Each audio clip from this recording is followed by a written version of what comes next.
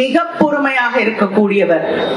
ஆனால் அந்த பொறுமைக்கும் ஒரு எல்லை உண்டு என்பது பொறுத்தது போதும் மனோகரா பொங்கி எழு என்று எழுதிய தலைவர் கலைஞரின் வழியிலே வந்தவர்கள் நாங்கள். அதனால பொறுத்தது போதும் என்ற நாள் வருவதற்கு முன்னால் உங்கள் நாவை அடக்குங்கள், உங்களுடைய நடத்தையை சரி செய்து கொள்ளுங்கள் என்று கேட்டுக்கொள்கிறேன். இந்த ஆர்ப்பாட்டம் இந்த தர்மபத்தினி வந்து இங்க இருந்து மணிப்பூருக்கு எல்லாம் போனாங்க. அதை கொஞ்சம் நினைவூட்டி பாருங்க, கொஞ்சம் ரிவைண்ட் பண்ணுங்க. மணிப்பூர்ல போய் அங்க இருந்த மக்கள் எல்லாம் போய் பார்த்தாங்க. பாதிக்கப்பட்டவர்கள் சொன்னவங்க அங்க அந்த இதுல சம்மந்தப்பட்டவங்க எல்லாம் போய் பார்த்து அதுக்கெல்லாம் போனாங்க. இங்க இருந்து நேர பிளைட் பிடிச்சு மணிப்பூருக்கு போனாங்க. சிஐடி காலடியில இருந்து அண்ணா பல்கலைக்கழகம் எத்தனை கிலோமீட்டர் தொலைவு சார்? அதுக்கு ஏன் போகலை? இவங்க ஒரு பெண்ணு தானே. உலகத்துல எந்த மூலையில ஒரு பெண்ணு பாதிக்கப்பட்டாலும் இவங்க தெருவுக்கு போராட்டம் நடத்துற கும்பல் தானே இது. அப்புறம் இவங்க நடத்தல. இவங்களுடைய தோழிகள் அந்த இது மாதர் சங்க மூதவிகள் கொஞ்சம் இருக்காங்கல்ல, அவங்க எல்லாம் எங்க போய் ஒளிஞ்சிட்டு கிடக்குறாங்க? சீனா பக்கம் போயிட்டு அப்படியே ஒதுங்கிட்டாங்களே எல்லாரும்.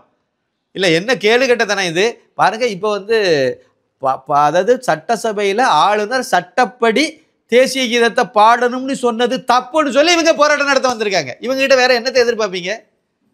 அதான் இந்த திராவிட மாடல் அரசாங்கம்னா இப்படிதான் இருக்கும். சட்டப்படி நடக்க மாட்டோம், எங்க இஷ்டப்படி தான் நடப்போம்னு சொல்றாரு ஸ்டாலின். அரசாங்கமும் அப்படித்தான் சொல்லுது, அமைச்சர்களும் அதான் செய்யறாங்க. இஷ்டப்படி நாங்கள் கொள்ளையடிப்போம், கவர்னர் கண்டுக்காம இருக்கணும், அவ்வளவுதான்.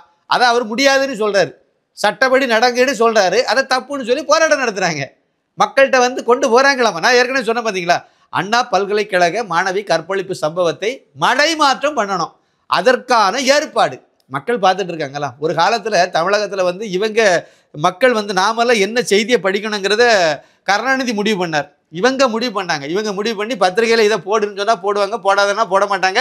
பத்திரிகையில எதை போடுறாங்களோ அதுதான் நம்ம படிக்க முடியும், அதை படிச்சா அதுதான் உண்மை நம்பிட்டு இருப்போம். இப்போ அப்படி இல்லைல்ல. சமூக வலைத்தளங்கள் நிறைய இருக்குல்ல, யூடியூப் சேனல்கள் நிறைய இருக்குல்ல. இந்த சேனல்கள் மூலமா உண்மை என்னங்கிறத அந்தந்த நிமிஷத்துல பார்த்துக்கிட்டே இருக்காங்கல்ல, உலகம் முழுக்க பார்த்துட்டு இருக்காங்கல்ல. பார்த்துட்டு இருக்கும்போது இவங்க நடத்துகிற நாடகம் என்னன்னு தெரியாது. அதனால் இதெல்லாம் பட்டவர்த்தனமாக வெளியே தெரியக்கூடிய விஷயங்கள். மற்றபடி இதெல்லாம் ட்ராமா சார். அப்பட்டமான ட்ராமா மக்களுக்கு நல்லா புரிஞ்சு போச்சு, முன்னாடி மாதிரியெல்லாம் கிடையாது. அதனால் இந்த கனிமொழியுடைய ட்ராமா எல்லாம் எடுபடாது. நம்ம பேசிட்டு தெரியலாம்.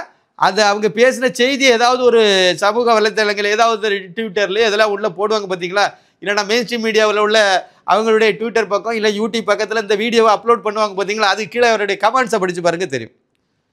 கண்ணா பின்னாடி திட்டுவாங்க, ஏன்னா எல்லாத்துக்குமே தெரியுமே. அதாவது அந்த அண்ணா பல்கலைக்கழகத்தில் நடந்த அந்த சம்பவத்தை வெளியே கொண்டு வந்தது திரு அண்ணாமலை ஐபிஎஸ். சாட்டை எடுத்து அவருக்கு முதுகில் சாத்தினது தான் இந்தியா முழுக்க அந்த பிரச்சனை விஸ்வரூபம் எடுத்தது. அதிமுகவுக்கும் நல்ல பங்கு முக்கியத்துவம் உண்டு. அவங்களும் கரெக்டாக யார் அந்த சாருங்கிறத பிடிச்சி கரெக்டாக மேலே கொண்டு வந்துட்டாங்க. இதே மாதிரி பாமகவும் போராட்டம் நடத்தி அதை வெளியே கொண்டு வந்து விழிப்புணர்வை ஏற்படுத்துச்சு.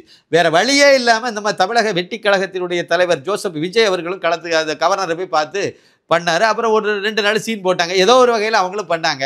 நாம் தமிழர் கட்சியினுடைய தலைவர் அந்த செபஸ்டியன் சைமன் அவர்களும் இதுக்கு போராட்டத்துக்கு இறங்கி அவரும் அவருக்கு பங்கு பண்ணார். நம்ம நம்ம புரிஞ்சுக்கலாம் இதெல்லாம் பண்ணாங்க. அப்போ இவ்வளவு பேர் பண்ணி இதன் மூலமாக மக்களுக்கு பட்டத்தில் போய் சேர்ந்து ஒரு விழிப்புணர்வு மக்களுக்கு இதை பற்றி ஒரு கவனம் ஈர்க்கப்பட்ட பிறகு வேற வழி இல்லாமல் இனிமே எப்படி இழுத்தி அதை ஊற்றி மூடுறது தெரியாமல் மடைமாற்றம் பண்ண நினைக்கிறாங்க. நான் என்ன கேட்குறேன்னா, இது ஒரே ஒரு சம்பவம் தான் நடந்திருக்கும்னு நீங்கள் நினைக்கிறீங்களா?